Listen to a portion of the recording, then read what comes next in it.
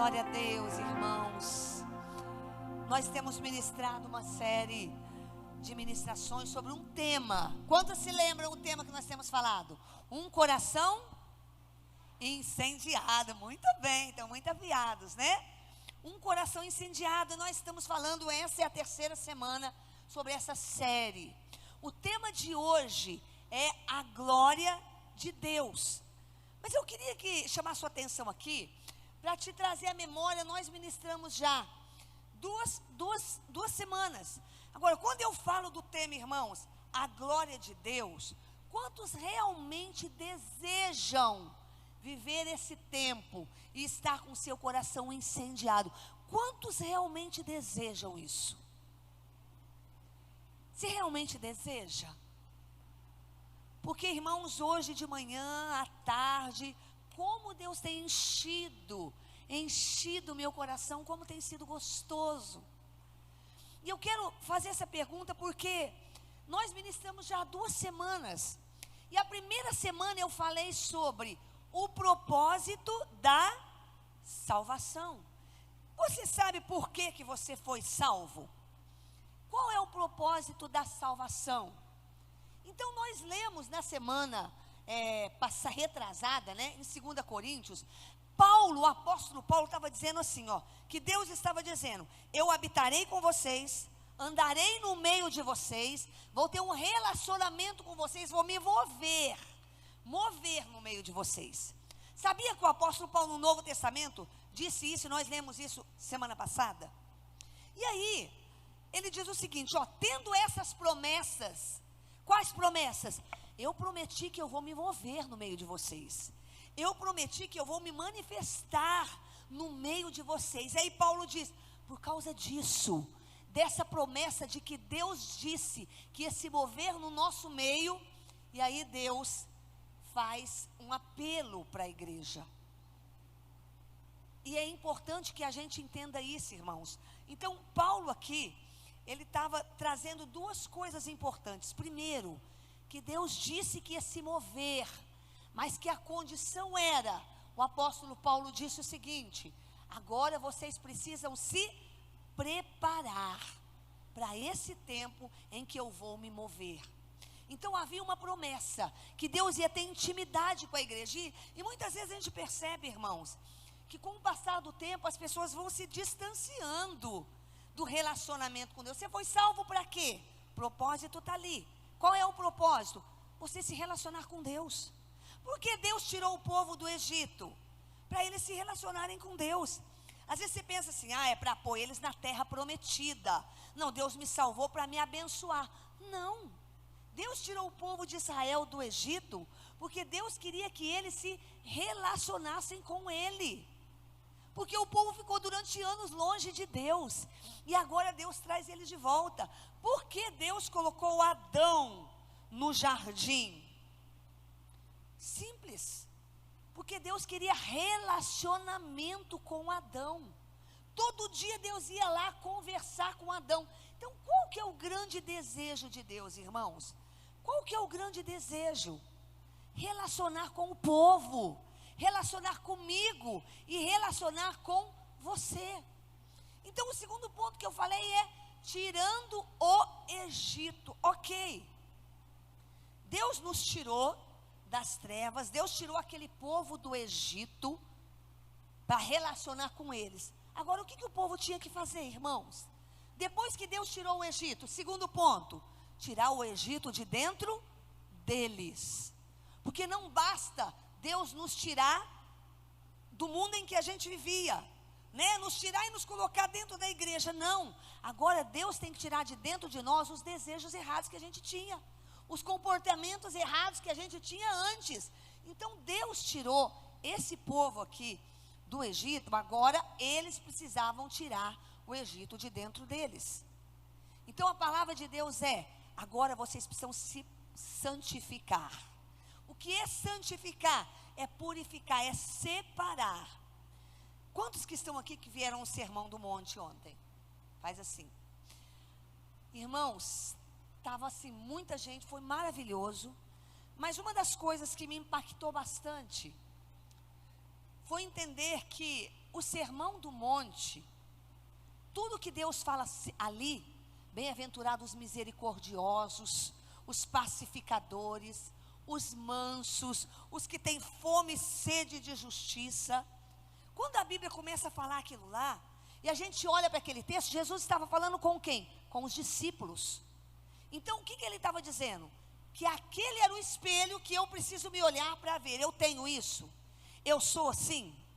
Porque quando eu olho nas bem-aventuranças e eu não tenho aquela característica, eu preciso examinar se eu realmente me converti a Jesus, se eu realmente nasci de novo.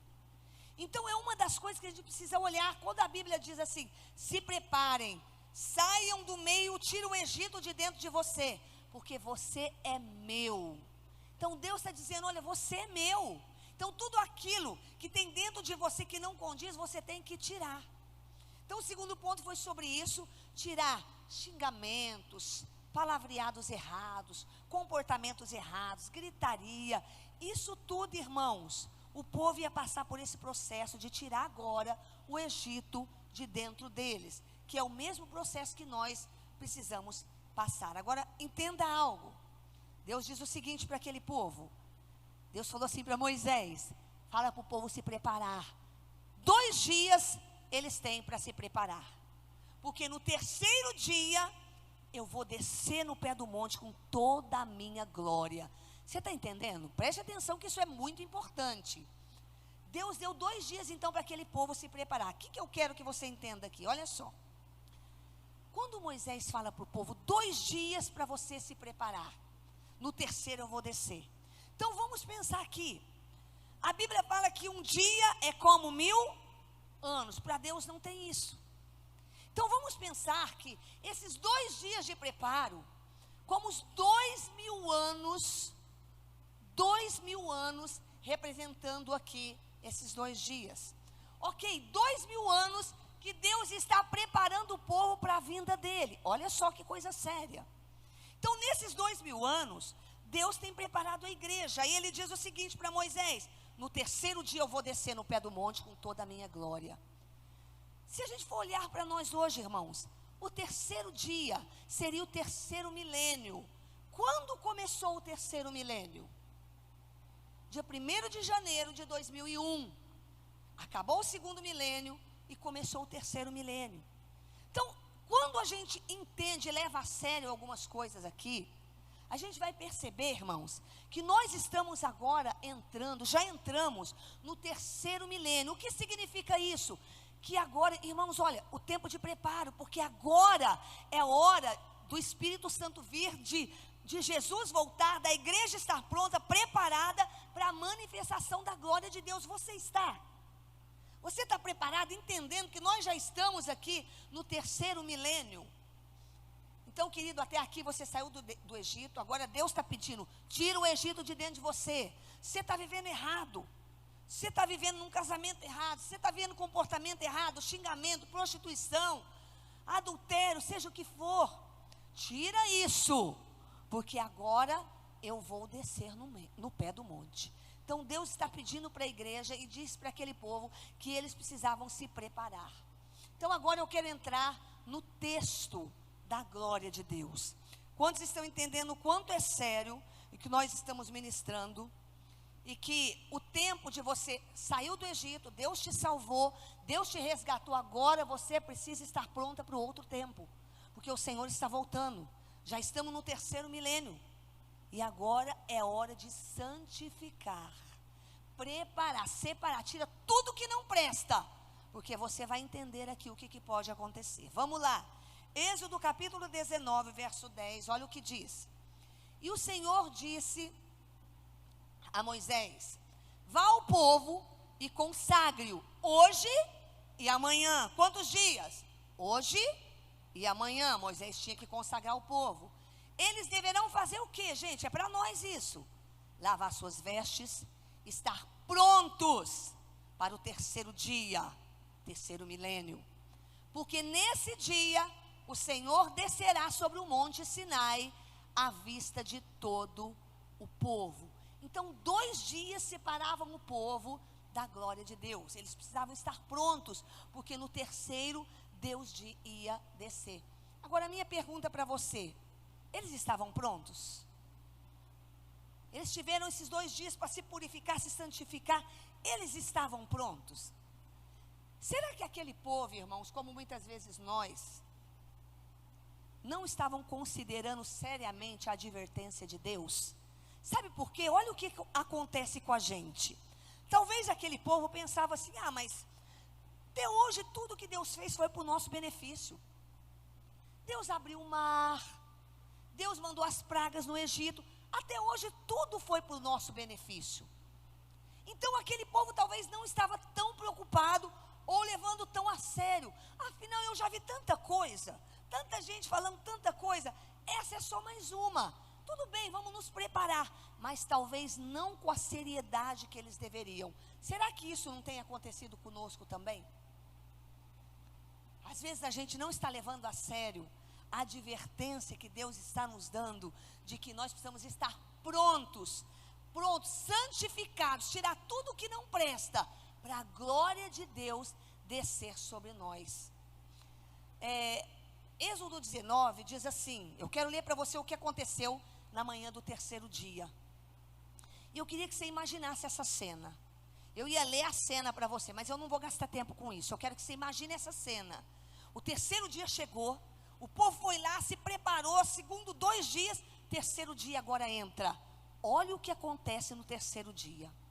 Na manhã do 3º dia, houve trovoadas e relâmpagos. Uma nuvem escura apareceu no monte, e ouviu-se um som muito forte de trombeta. Olha só a cena. Todo o povo que estava no acampamento tremeu de medo. Moisés os levou para fora do acampamento, a fim de se encontrarem com Deus. E eles ficaram parados ao pé do monte. Todo o monte Sinai soltava fumaça, pois o Senhor havia descido sobre ele no meio do fogo. A fumaça subia como se fosse fumaça de uma fornalha. Todo o povo tremia de medo. O som da trombeta foi ficando cada vez mais forte. E Moisés falou, e Deus respondeu no barulho do trovão. E o Senhor desceu no alto do monte Sinai e chamou Moisés para que fosse até lá. E Moisés subiu. Você tem noção da cena? O que aconteceu naquele 3º dia? A Bíblia diz, irmãos, que até Moisés, Hebreus 12, 21, o espetáculo era tão terrível, que até Moisés disse, estou apavorado e trêmulo. Será que aquele povo estava pronto para viver isso aqui, ó? Deus entrou, irmãos, e quando Deus entra, as coisas acontecem. Você está entendendo? Aquele que desceu naquele momento lá, é o mesmo Deus que colocou as estrelas no firmamento. Então, eu quero que você entenda isso, sabe por quê? A minha grande preocupação é que a maioria de nós perdeu a noção da grandeza de Deus. Perdeu a noção da grandiosidade do Deus a quem a gente vem aqui, senta para ouvir uma palavra, mas nós perdemos a noção da grandeza desse Deus. Quem é o Deus que desceu naquele monte? Eu quero te falar um pouquinho sobre isso para você entender. Quem é o Deus que desceu naquele monte? Você sabia que o profeta Isaías, ele ficou estagnado de ver como que o povo tinha perdido a visão da grandeza de Deus? Como nós hoje. Às vezes você vem à igreja, mas às vezes o nosso coração não está aberto. Não estamos entendendo quem é o Deus que a gente serve. Olha o que Isaías disse, Isaías 40. Será que vocês não sabem? Olha como que ele está perplexo com Israel, porque o povo tinha perdido a visão da grandeza de Deus. Será que vocês não sabem? Nunca ouviram falar? Não lhes contaram desde a antiguidade? Vocês não compreenderam como a terra foi fundada? Ele se assenta no trono, acima da cúpula da terra, cujos habitantes são pequenos como gafanhoto. Ele estende o céu como um forro e os arma como tenda queda para neles habitar. Ele aniquila os príncipes e reduz a nada os juízes. Aí ele vai falando uma porção de coisas, depois ele diz assim: com quem vocês me compararão? Quem se assemelha a mim? Pergunta o santo. O que eu quero que você entenda com esse texto, com esse versículo, que eu quero ministrar ao seu coração? Assim como Isaías falou para aquele povo: vocês se esqueceram quem é Deus?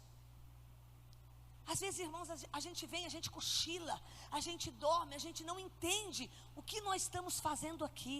Você esqueceu quem é Deus? Isaías está perguntando. Onde é e em que momento vocês se perderam da presença de Deus? E aí tem um texto em Isaías que diz assim: olha, quem é que mediu as águas na concha da sua mão? Olha só o que Isaías 40:12 está dizendo, olha lá. Pode pôr Isaías 40:12 para eles verem. Quem é que mediu as águas na concha da sua mão? Ou com o palmo definiu o limite do céu? Olha aqui para mim, irmãos. Sabe o que Isaías está dizendo aqui? Que Deus pegou a mão dele, pois assim ele mediu com a palma da sua mão tudo que existe. Então deixa eu te contar uma coisa. Meu filho, ele gosta bastante de basquete. Ele gosta, ele fica lá encantado com os jogadores, né? E fala que ele é bom, que ele pula alto e tal. Aí eu ouvi um pregador falando o seguinte: que ele estava igual está acontecendo comigo. Ele estava vendo os filhos dele muito admirados com os jogadores, com aqueles jogadores de basquete que pegava a bola, enterrava na cesta, e eles admirados e falando daqueles jogadores de basquete. E aí aquele pastor levou aqueles filhos no mar e começou a deixar eles na onda. Aí a onda vinha e eles admirados com aquele marzão. E aí aquele pastor falou assim para o filho: bonito esse mar, né? Nossa, bonito demais, pai. Nossa, você sabia que você não consegue nem ver? Você vê só um pouquinho aqui à frente, tem muitos 1000 quilômetros para frente do mar que você não enxerga. Verdade, pai? Nossa, o mar é muito grande então. E esse é um. Tem o mar Índico, o Pacífico. Nossa, uau, que mar. Você sabia que esse mar todo aí, Deus pega a gota, a Bíblia fala que Ele coloca todo o mar na concha da sua mão. Irmãos, tem noção disso? Ele coloca o mar inteiro na concha da sua mão. O filho falou: uau, ele é grande demais, né, pai? Pois é. E você está impressionado com um jogador de basquete que pula e enterra uma bola na rede? Querendo mostrar para o filho dele, irmãos, a grandeza do Deus que nós servimos. Então, eu quero que você entenda, para você ter uma noção, por que eu estou falando um pouquinho da grandeza de Deus? Porque a gente às vezes não entende que Deus quer se manifestar, mas as pessoas que estão aqui me ouvindo, talvez não estão entendendo quem é o Deus que a gente quer que a glória dele desça. Você sabia que existem bilhões, não milhões, bilhões de galáxias? Você sabia que existem bilhões e bilhões de galáxias? E você sabia que uma delas é a Via Láctea, que é onde está nós aqui, onde está a Terra? No meio de bilhões que Deus criou tudo, existe a Via Láctea, que é a nossa Terra, onde nós estamos. E aí, irmãos, a gente olha para isso e a gente fica pensando: você consegue ver o universo inteiro? Não. Você vê apenas aqui a Via Láctea. E quando você sai numa noite estrelada, por exemplo, você dá uma olhada, né? O céu está limpo, aquele monte de estrela. Você vê apenas uma parte da estrela, uma parte das estrelas de uma galáxia que é a Via Láctea, entre bilhões. E Deus mede tudo aqui na palma da mão. Aí, irmãos, quando a gente olha para isso, a gente fica pensando: poxa, esse Deus aqui, esse Deus que eu estou tentando mostrar aqui para você, por que eu estou falando isso? Porque nós precisamos entender e temer, amar esse Deus que a gente vem na igreja aqui para adorar, irmãos. Então, vamos entender um pouquinho dessa grandeza. Olha só, eu disse para você que existe bilhões de galáxias, certo? Todos entenderam? E nós estamos em qual galáxia? A Via Láctea, que é onde está o nosso planeta Terra. E aí, irmãos, você sabia que das estrelas aqui, mais próxima, fora o Sol, né? Tira o Sol, a estrela mais próxima de nós aqui, ela está a 4,3 anos-luz. O que é isso? Por que você está falando isso? Que aula é essa? Não, não é aula. Eu estou tentando mostrar para você quem é o Deus que você serve. Então, o que é um ano-luz? É a distância que a luz viaja para chegar até aqui em um ano. Então, preste atenção no que eu vou te dizer agora. Por exemplo, um avião, ele viaja a 800 quilômetros por hora, ok? Rapidão, um avião. Se um avião, você vê o poder do Deus que você está aqui, e a gente tem que entender quem é Deus. Se esse avião, que viaja 800 quilômetros por hora, fosse, por exemplo, até o Sol, que é um dos mais perto aqui, mais próximos a nós, imagine então que esse avião vai até o Sol. Quanto tempo você acha que o avião, que viaja 800 quilômetros por hora, chegaria no Sol? Sem parar, 21 anos. Olha só, se fosse de carro, impossível, né? Vamos supor que vai de carro até o Sol. Sabe quanto tempo ia chegar? 200 anos, não ia chegar nunca. Por que eu estou dizendo isso? Sabe em quanto tempo a luz demora para chegar aqui, que Deus criou? 8 minutos. Sabe o que é isso? O Deus que mede o mundo, as galáxias, na palma da sua mão, que tem os mares na palma da sua mão, que conta cada gota do oceano. Isso é um exemplo para você entender quem é o Deus que você serve, irmãos. Quantos estão entendendo? Diga amém. A grandeza de Deus. Deus diz o seguinte: eu meço tudo na palma da minha mão. E Isaías diz: o que aconteceu que o povo perdeu? Vocês não sabem quem é Deus?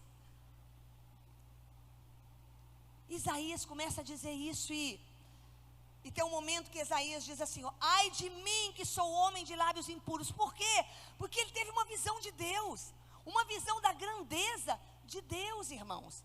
E nós temos nos perdido muito nisso. Esse Deus que sustenta tudo, que governa tudo com a palavra da sua boca. Por que nós vemos pessoas tão distantes? Esse Deus que eu estou falando para você, que tem bilhões de galáxias que Ele governa, com a palma da sua mão aqui, ó, é aquele Deus que desceu na montanha. Que quando Moisés foi, e Deus falou: prepare o povo em 2 dias, no 3º dia eu vou descer com toda a minha glória. É esse Deus que eu estou te falando, que mede o mundo com a palma das suas mãos, que tem o controle de tudo, que segura as estrelas no céu. É esse Deus que eu estou falando para você, que no 3º dia disse: eu vou descer com toda a minha glória. E aí a gente olha, você entende um pouquinho da grandeza de Deus? O que é a glória de Deus? O que é a glória de Deus, irmãos? O apóstolo Paulo, ele teve uma visão dessa luz de Deus. Tem um determinado momento, irmãos, que o apóstolo Paulo, falando com Timóteo, ele diz assim: olha, o único que é imortal e habita em luz inacessível, a quem ninguém viu, a ele glória e honra. Por que Paulo sabia que essa luz de Deus, essa luz poderosa, essa glória, essa presença de Deus era forte demais? Porque Paulo tinha tido uma experiência. Qual a experiência que Paulo teve com essa luz de Deus, que a igreja de Cristo precisa ter? Sabe quando foi? Quando ele se converteu. Paulo caiu do cavalo, e aí a Bíblia diz que ele viu uma luz mais forte que a luz do meio-dia. Olha só, Atos 26, 13 diz assim. Paulo aqui, por que eu estou te mostrando isso? Para você ver a experiência de um homem que teve uma experiência com esse Deus que sustenta as galáxias, que sustenta o mundo, que controla o universo. Paulo teve essa experiência. E aí ele diz assim para o rei: rei, eu tive uma experiência com ele por volta do meio-dia. Olha o que ele diz, Atos 26, 13. Por volta do meio-dia, ó rei, estando eu a caminho, eu vi uma luz mais resplandecente que o sol, brilhando ao meu redor. Sabe o que é isso? Paulo estava dizendo o seguinte: sabe como que é o sol no Oriente Médio, irmãos? É muito quente.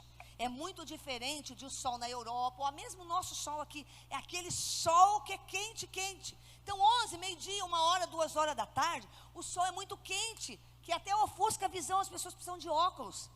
Então Paulo está dizendo que a luz que ele viu era mais forte que o sol do meio-dia. Tamanho era o poder e a grandeza dessa luz. O sol do meio-dia tinha saído de lá, irmãos? Não, mas quando a luz de Jesus veio, ela foi mais forte que o sol do meio-dia. Então eu quero que você entenda aqui, queridos, quando a Bíblia diz que na volta de Jesus, eu estou mostrando isso para você porque a gente precisa entender que Deus está nos preparando não só para a volta de Jesus, mas para o último avivamento de Deus na igreja na terra. Muita gente está distraída e não está preparado. Olha o que vai acontecer em Isaías 13, diz: as estrelas do céu, as suas constelações não mostrarão a sua luz, o sol nascente escurecerá, e a lua não fará brilhar a sua luz. Deixa eu falar uma coisa para você. O texto está dizendo o que vai acontecer, né? Quando Jesus voltar, o que vai acontecer com o sol, o que vai acontecer com as estrelas. Então vamos lá, o dia que você sai, eu falei hoje de manhã isso, né? Você está na sua casa, está aquela noite estrelada, você sai e vê aquele monte de estrela. Imagina o seguinte, as estrelas estão lá. Será que é assim que funciona, ó? Vai amanhecer no dia, as estrelas saem correndo, porque vem vindo o sol, que é mais forte do que elas. Vamos, corre, o sol está chegando. Aí o sol entra. Aí o sol está se pondo, as estrelas. Vamos voltar, o sol está se pondo. É assim? É assim que funciona? As estrelas saem correndo porque o sol vai vir? Não é assim que funciona. As estrelas nunca saíram do lugar. Elas continuam lá. É porque o brilho do sol é muito maior do que o delas. E quando o sol vem, ofusca o brilho das estrelas. Então, irmãos, o que eu estou querendo mostrar para você com isso? Que quando Jesus voltar, irmãos, no dia, porque Ele está pedindo para a igreja se preparar, nesse dia da volta de Jesus, a glória de Jesus vai ser tão grande, vai ser tão intensa, que vai ofuscar o brilho de qualquer outro tipo de luz, por causa da glória dEle. Esse é o Deus que Jesus está querendo que você se prepare. Foi esse Deus que desceu naquele monte, e é esse Deus que quer se manifestar no meio da igreja. Nós precisamos acordar para isso, irmãos. É o mesmo Deus que desceu naquele monte. O que é a glória de Deus que desceu naquele lugar? Quando Moisés chega para Deus e fala: Senhor, me mostra a sua glória. O que Moisés estava pedindo para Deus, irmãos, aqui? O que é glória? É cabode. Sabe o que é isso? É o peso de algo, é o esplendor, é a abundância, é a honra dessa presença. Moisés queria isso. Ele queria muito ser envolvido com a glória de Deus.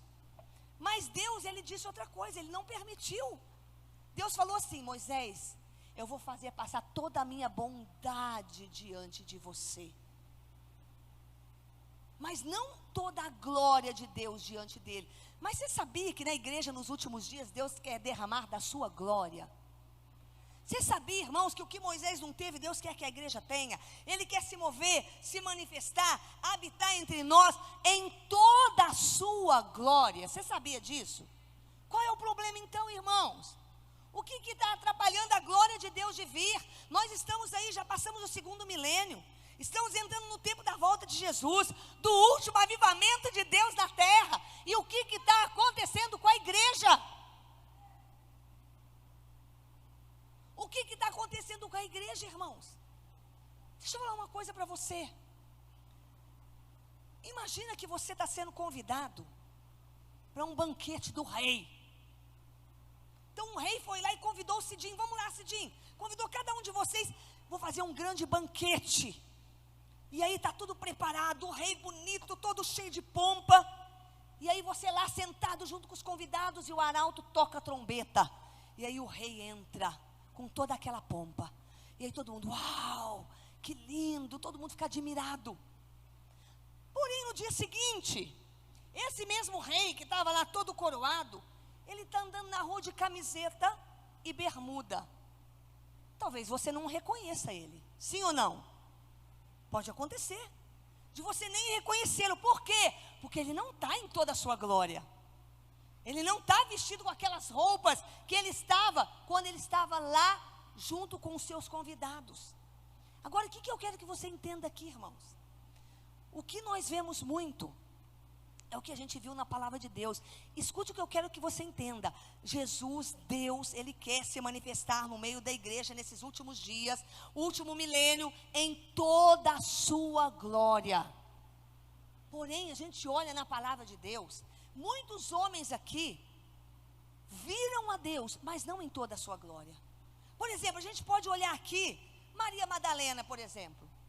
Ela se encontrou com Jesus, ela viu Jesus depois da ressurreição.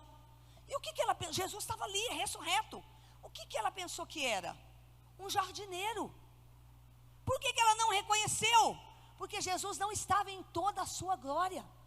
Quando a gente olha aqui os discípulos no caminho de Emaús, estavam lá conversando com Jesus, andando, não reconheceram Jesus. Jesus já estava ressurreto, porque ele não estava em toda a sua glória. Então, irmãos, muitos, a gente vê Abraão, Josué e muitos outros que viram, mas não Jesus em toda a sua glória. Mas na igreja de hoje, Jesus quer se manifestar em toda a sua glória no meio da igreja. Quando a gente olha para o apóstolo João, João antes teve uma experiência com Jesus, mas não estava em toda a sua glória, ele nem conheceu. Mas depois, lá na ilha de Pátimos, quando João estava lá, exilado, ele teve uma experiência. Aí ele viu a glória. Olha Apocalipse capítulo 1. O que João viu aqui? Em toda a glória ele viu Jesus. Olha só. Voltei-me, olha só, para ver quem falava comigo. E voltando-me, vi 7 candelabros de ouro, e entre os candelabros alguém, semelhante a um filho de homem, com uma veste que chegava aos pés, e um cinturão de ouro ao redor do peito. Sua cabeça, seus cabelos eram brancos como a lã, tão brancos como a neve, e os seus olhos eram como chama de fogo. Seus pés eram como bronze numa fornalha ardente, e sua voz como o som de muitas águas. Ele tinha na mão direita 7 estrelas, e da sua boca saiu espada afiada de 2 gumes. Sua face era como o sol quando brilha em todo o seu fulgor. João viu Jesus em toda a sua glória na ilha de Pátimos. Então entenda, há momentos que Jesus ele vai se manifestar, mas não em toda a sua glória. Mas em outros momentos, ele vai se manifestar aqui em toda a sua glória. O que a gente precisa entender então, irmãos? Qual é o desejo de Deus, irmãos? Qual é o desejo de Deus para você que está sentado aí atrás? Qual é o desejo, o grande sonho de Deus? Por exemplo, quantos aqui são pais? Faz assim. Você já pensou se você tivesse que constantemente ficar escondendo dos seus filhos atrás da cortina? Se não pudesse abraçar ou se revelar para o seu filho? É exatamente isso que o nosso pai sente. Um pai que muitas vezes não pode se manifestar no meio dos seus filhos, sabe por quê? Porque eles não estão preparados. Porque eles não fizeram tirar o Egito de dentro de si. Eles não se santificaram, eles não se purificaram. Como Deus vai derramar a sua glória, se o povo não iria suportar? Porque ainda tem coisas que precisam mudar, irmãos. Deus deseja habitar conosco em toda a sua glória, mas nós não estamos prontos. Fala, misericórdia, Deus. Paulo diz, o que Paulo está dizendo aqui, o que o Êxodo também está dizendo, que nós precisamos nos revestir de toda a santidade de Deus, porque sem santificação, fala, ninguém verá o Senhor. Tem gente brincando, viu? De pornografia, de assistir coisas eróticas, de falar palavrão, e acha, não está entendendo, nós estamos no fim do tempo, irmão.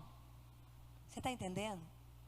Não tem mais tempo para a gente ficar correndo atrás desse mundo, não tem. Hoje à tarde eu entrei na presença de Deus e chorei tanto, lá no meu quarto, eu falei, Deus, Deus, eu estou pronta, se o Senhor quiser me levar hoje, eu estou pronta, eu estou preparada, Deus. Eu sei, eu aguardo o dia que o Senhor vem me buscar, mas se o Senhor quiser vir antes do arrebatamento, eu estou pronta, eu estou preparada. E havia uma alegria no meu coração, mas eu vejo um povo, uma igreja, que não está assim, irmãos. Não está entendendo que nós estamos no terceiro dia, quando a glória de Deus vai descer sobre o monte. E o que vai acontecer com quem não está preparado? Sem santidade, sem mudança, sem tirar o Egito de você, sem mudar a sua visão, seu palavreado, sua conduta, sua maneira de ser. A igreja não é clube, irmãos. A igreja é um lugar onde a gente se reúne para adorar o Rei dos Reis. Você sabe qual é o passaporte para o reino de Deus? Qual é o passaporte para essa presença gloriosa? É a santificação, irmãos. Não fique brincando.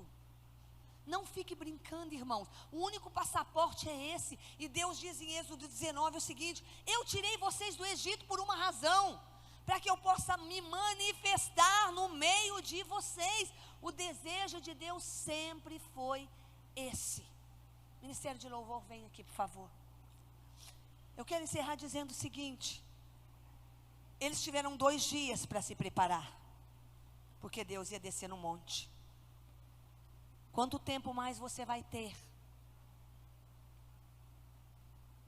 Quanto tempo mais você vai ter para se preparar? Nós estamos no último tempo para o avivamento chegar. Será que aquele povo que teve 2 dias estava pronto? Próxima semana você vai entender o que aconteceu ali. Será que eles estavam prontos? E você? Meu irmão querido, você já foi salvo. Deus te tirou do Egito. Você já foi resgatado do domínio do diabo. Quantos milagres você já viu? Quantas vezes Deus já cuidou de você? Quantas experiências você já teve? Quanta cura? Israel estava preparado, porque no terceiro dia Deus ia descer. Você está preparado, meu irmão? Você está mesmo?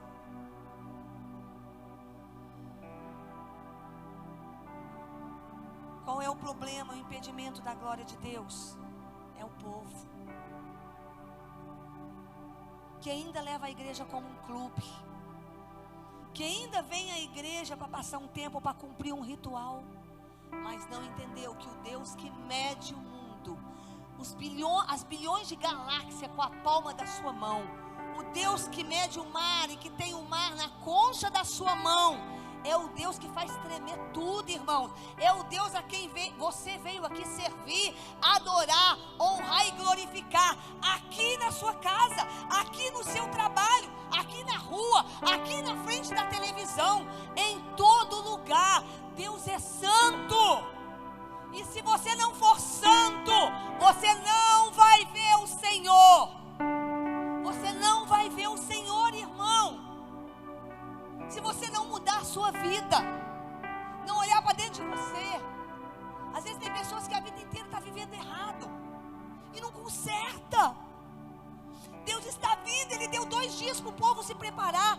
Quanto tempo Ele está dando para você sair da mentira, para sair do adultério, para sair da prostituição, para sair de tanta coisa, irmãos?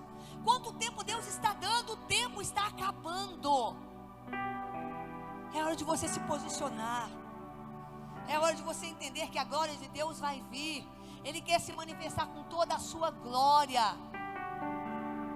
O que você vai fazer com essa palavra essa semana, meu irmão? Irmão, tudo aquilo que é contrário à palavra de Deus, arranca da sua vida. Larga, se for possível, do casamento que você está, se tiver errado.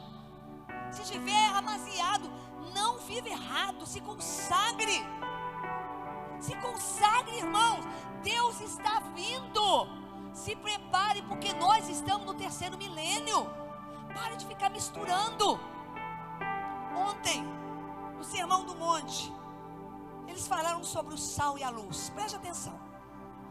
quando a Bíblia fala, se o sal se tornar insípido, com o que vai haver de salgar? Quando é que o sal se torna insípido? Ou seja, quando ele perde o sabor, quando ele não presta para nada, você põe e não tem sabor. Quando ele é misturado com alguma coisa, impureza. Então, quando o sal se mistura com o mundo, ele se torna sem sabor. Ele perde a validade, ele perde o sabor. Quando você se mistura, os palavreados, o seu jeito de ser, o jeito de você se comportar, os xingamentos, a ira, o jeito de ser lá fora, o programa que você vê, a mulher que passa que você olha, o homem que passa que você mexe. Irmãos, quando você se mistura, você perde o sabor do sal, não presta para nada. Você está entendendo, irmãos? Sal misturado não serve para nada. Sal tem que ser puro para ele ter sabor. Sabe o que acontece com o sal puro? Se você põe na comida, você sente. Mas uma comida sem sal você também sente. Se você põe, você sente que tem sal. Mas se você tira, você sente que está sem sal. Isso quer dizer o que, irmãos? Que você tem que ser de tal maneira cheio de Deus, de tal maneira filho e santo, que se você está num ambiente, todo mundo percebe que você está ali. Mas se você sai, eles também vão sentir sua falta. Está faltando alguém que tinha a presença de Deus aqui. Eu trabalhei anos, 13 anos numa delegacia. Eu tenho tanto orgulho de falar isso. Durante 13 anos eu trabalhei num ambiente de delegacia que era terrível. Xingamento, palavrão, coisas obscenas. E no dia que eu entrei ali, irmãos, naquele dia, Deus começou a me dar estratégias. E eu nunca me contaminei com o ambiente igual muita gente faz. E aí aqueles palavrões que as pessoas falavam, xingamento, palavrão, eu comecei, toda vez que elas falavam, nossa, que bênção, né? Que bênção. Elas substituíram o palavrão pela palavra bênção. E aí quando eu saí de lá anos depois, eles falaram como que eu fazia falta. Aquela presença que eu trazia para dentro da delegacia. É o sal. Se está lá você sente, se tira você também sente. É isso que você tem que ser, meu irmão. A glória de Deus quer vir sobre a igreja. E você tem que parar de achar que a sua vida está boa. Sem santificação ninguém verá o Senhor. Não pode ser um cristão que vem como um clube na igreja. Tem que ser comprometido com o reino, comprometido com Deus. Você tem que olhar, a sua vida tem que ser um espelho. Você tem que ser esse sal que salga e que faz a diferença. Fique em pé, por favor, em nome de Jesus. Por quê? Às vezes a gente dá uma palavra dura, porque nós queremos que você experimente a glória de Deus. Se você não sair daqui, irmãos, decidido o que eu vou fazer com essa palavra, o que eu vou fazer, o que eu vou arrancar da minha vida que está impedindo, porque o terceiro milênio chegou. Eu já estou nesse tempo que a glória de Deus vai descer, Jesus está chegando. Já ouvi isso muito, o povo de Israel também pensava assim, até que a glória de Deus desceu. O que você vai fazer com essa palavra? Quando você sair daqui, que mudanças você vai fazer? Deus, eu quero a sua glória, o que está impedindo me ajuda. Quantos querem a glória de Deus? Você quer mesmo? Porque Moisés, Senhor, me mostra a sua glória, me mostra a sua glória. Se você realmente quer e está disposto a se preparar para isso essa semana, eu vou falar isso uma única vez, é a sua chance. Se você realmente quer e está disposto essa semana a se preparar, você vai ter só uma atitude, ninguém vai orar por você, você vai correr aqui no altar e vai estar dizendo, Senhor, eu quero a sua glória na minha vida, e essa semana eu me preparo para que isso aconteça. Rapidinho, em nome de Jesus.